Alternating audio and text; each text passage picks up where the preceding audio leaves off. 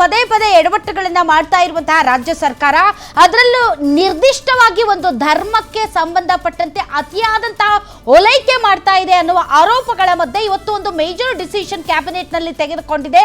ಅದು ವಸತಿ ಯೋಜನೆಯಲ್ಲಿ ಅಲ್ಪಸಂಖ್ಯಾತರ ಮೀಸಲಾತಿಯನ್ನ ಹೆಚ್ಚಳ ಮಾಡಿದೆ.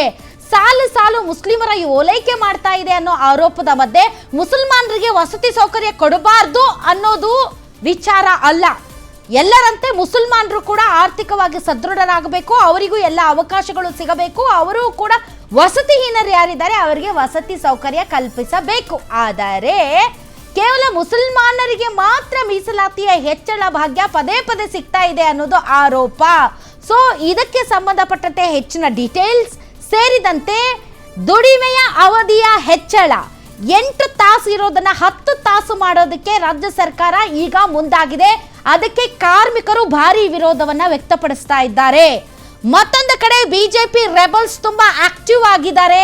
ಈಗಾಗಲೇ ಜಿಲ್ಲಾಧ್ಯಕ್ಷರ ನೇಮಕದಿಂದ ಕೆಲವು ಕಡೆ ಅಪಸ್ವರ ಎದ್ದಿದೆ.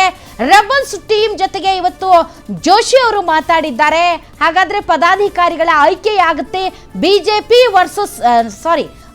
ವಿಜಯೇಂದ್ರ ವರ್ಸಸ್ ರೆಬಲ್ಸ್ ಎಲ್ಲಿವರೆಗೆ ಬಂದು ನಿಂತಿದೆ ಮತ್ತು ಇರಾನ್ ಇಸ್ರೇಲ್ ಯುದ್ಧ, ಹೀಗೆ ಸಾಕಷ್ಟು ಸುದ್ದಿಗಳು ಇವತ್ತಿನ ರಾ ನ್ಯೂಸ್ ನಲ್ಲಿ ನಿಮ್ಮ ಮುಂದೆ ಇಡ್ತೀವಿ.